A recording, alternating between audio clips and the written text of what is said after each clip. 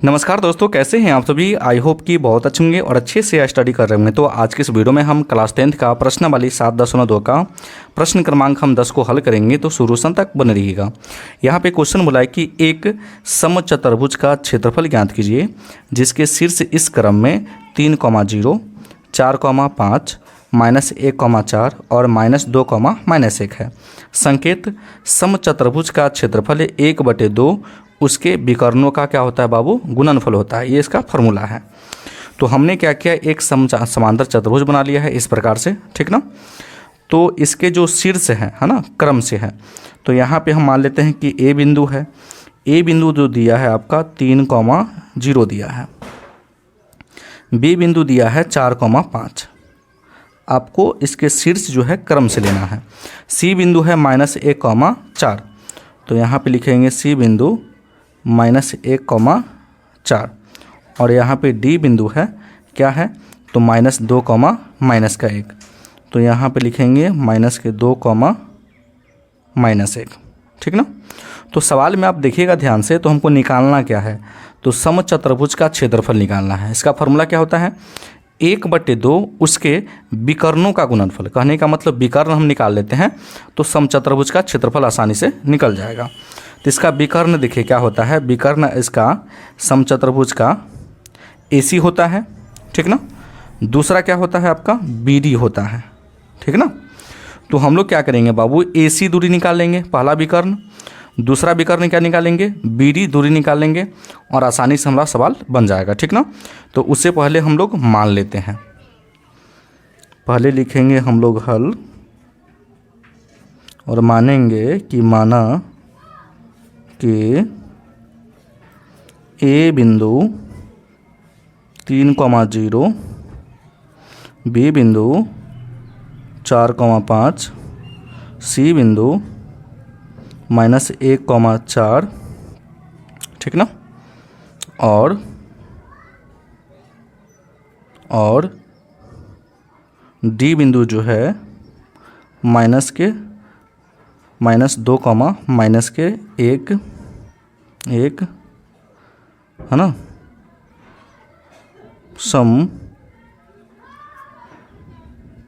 समचतुर्भुज के शीर्ष है। इस प्रकार से आपको लिख लेना है, ठीक ना। क्या लिखे हैं, माना कि ए बिंदु, बी बिंदु, सी बिंदु और डी बिंदु समचतुर्भुज के शीर्ष हैं। और यहाँ पे लिखेंगे बाबू और, ठीक ना, AC और BD इनके विकर्ण हैं। AC और BD इनके विकर्ण हैं, ठीक ना। कोई दिक्कत यहाँ तक, कोई दिक्कत नहीं। तो हम लिखेंगे यहाँ पे चूँकि AC का हमको दूरी निकालना है AC बिंदु का, ठीक ना। तो दूरी का सूत्र होता है x1 - x2 का whole square plus y1 - y2 का होल स्क्वायर। तो हम लोग को A और C बिंदु में बात करना है। देखिए बाबू, A बिंदु यहाँ पे है, C बिंदु यहाँ पे है। देखिए 3x1 है और ये आपका x2 है, 0 y1 है और 4 आपका y2 है। तो देखिए 3 में से हमको क्या घटाना है, -1 घटाना है, ठीक ना। x1 - x2 करना है, ठीक ना। तो यहाँ पे लिखेंगे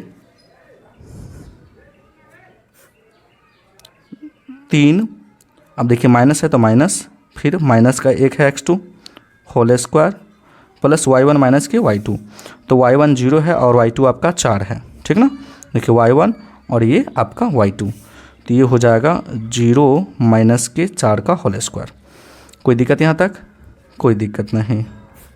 चलिए 3 का 3 लिखेंगे, माइनस क्या हो जाएगा, प्लस का 1 का होल स्क्वायर हो जाएगा, प्लस 0 में से 4 घटेगा तो -4 ही रहेगा, ठीक ना। चलिए तो देखिए इसको लिखेंगे 4 का होल स्क्वायर और 4 चौका ये 16, ठीक ना। तो ये हो जाएगा 4 चौका 16 और प्लस के 4 चौके 16 है वो ऑलरेडी। तो दोनों को जोड़ेंगे तो रूट अंदर 32, ठीक ना। तो 32 का वर्ग क्या निकलेगा बाबू, तो आपका 32 का वर्ग क्या हो जाता है, देख लीजिए। इधर साइड में हम लोग क्या करेंगे, अब हाथ से गुणनखंड कर लेंगे 32 का गुणनखंड। 2 से करेंगे तो 16, 2 से करेंगे 8, 2 से करेंगे 4, 2 से करेंगे 2 और 2 से करेंगे 1। जिसका जिसका जोड़ा पड़ेगा उसको हम लोग बाहर निकालेंगे। तो 2 को जोड़ा पूरा, ठीक ना। तो 2 को हम बाहर निकाल देंगे, 2 को रूट में रहने देंगे, ठीक ना। तो देखिए 2 दूनी 4 और रूट अंदर 2 इकाई। इकाई लिख सकते हैं या मात्रक लिख सकते हैं, ठीक ना। तो ये हमने AC का दूरी निकाल लिया। उसके बाद आपको क्या करना है आपको बाबू, BD का दूरी निकालना है, B और D का दूरी, ठीक ना। तो यहाँ पे लिखेंगे हम लोग तो कि B और D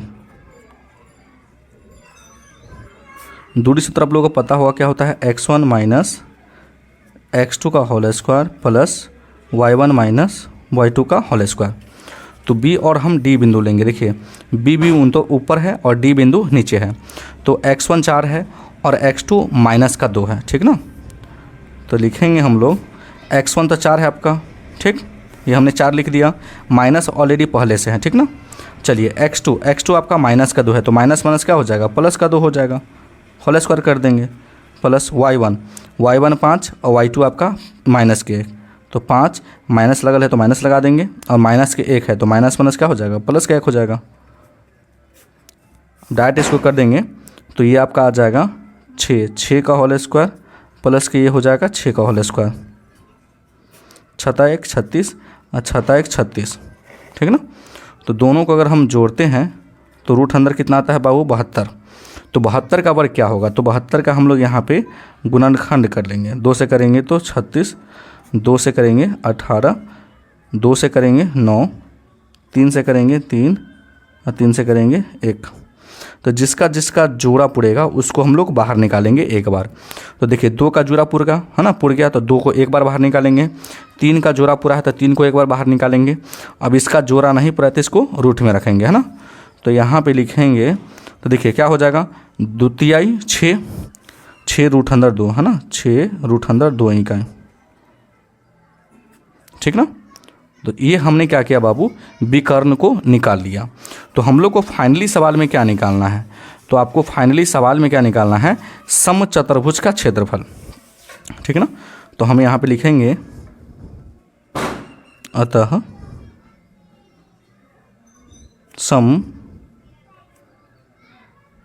समचतुर्भुज का क्षेत्रफल, ठीक ना।